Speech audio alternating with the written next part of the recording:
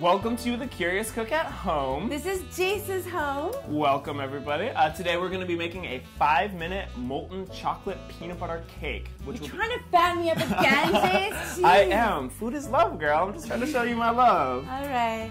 This would be a great recipe to use for Valentine's Day if it's the day of and you might have forgotten to cook your boo anything delicious. So let's whip up some cake in less than 5 minutes. Ready? Do it. Ready. All right. So the first thing we're gonna do is whisk our dry ingredients together. So here I have a 1/4 cup of flour, a 1/4 cup of white sugar, 2 tablespoons of cocoa powder, a pinch of salt, like 1/8 of a teaspoon, and a 1/4 teaspoon of baking powder. All right, so this is my flour and my sugar. I'm gonna whisk them together. So now I'm adding the cocoa powder, the baking powder, and the pinch of salt. So, now that we have our dry ingredients all incorporated, we're gonna move on to our wet ingredients. And in this bowl here, we have 3 tablespoons of a vegetable oil.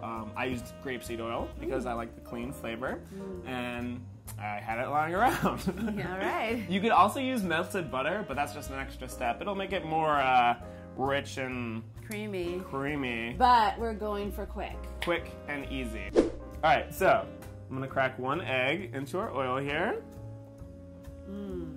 Perfect. I whisk. Yes, you can whisk. Whisk. And just get that all incorporated. And we can add the milk as well. And this is just 3 tablespoons of milk. This is such a tiny, cute little whisker. Isn't it adorable? It's adorable. All right, and then to this, I'm gonna add just a splash of vanilla. So, a little bit goes a really long way. So wet ingredients are all incorporated. We're gonna put them into our dry ingredients here. If you would pour that in there, dear.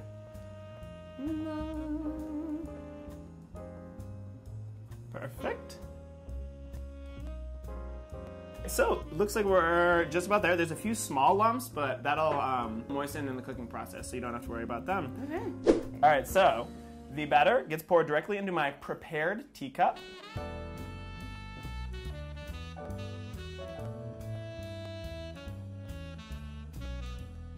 And the last step before we place it into the microwave is to dollop this peanut butter. What? Okay, so we're just gonna dollop this in, and it'll sink to the middle and turn into awesomeness. Whoa. And then, the secret is the microwave. Okay. Now we're over here at the microwave, and we're going to make some magic happen. And timing may vary with your microwave, depending on how big, powerful, old, new. So you might have to finick with that a little bit. But all the ingredients are really cheap, so you can waste a cake or 2 before you come out with the perfect cake. For my microwave, I put it in for exactly 1 minute and 45 seconds, and then I let it rest for a minute in there. All right, now we're gonna pop that bad boy into the microwave. Woo! It's like science. And we're gonna get the cake so soon. I know, right? Instant gratification. Okay, ready?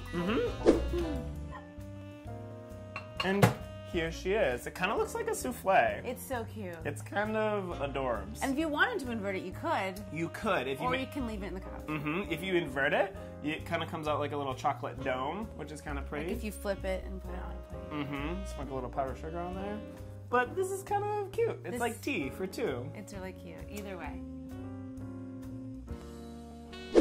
Well, I'm so excited to dig in this cake with you. Yes. Thank you for being my Valentine. Thanks for being my Valentine's. Cheers. Well, thank you for joining us for The Curious Cook at Home. Happy Valentine's Day. Thanks so much for watching us. We love you. Bye. Happy Valentine's Day. And remember, cats are people we love too. I didn't know what to do with that.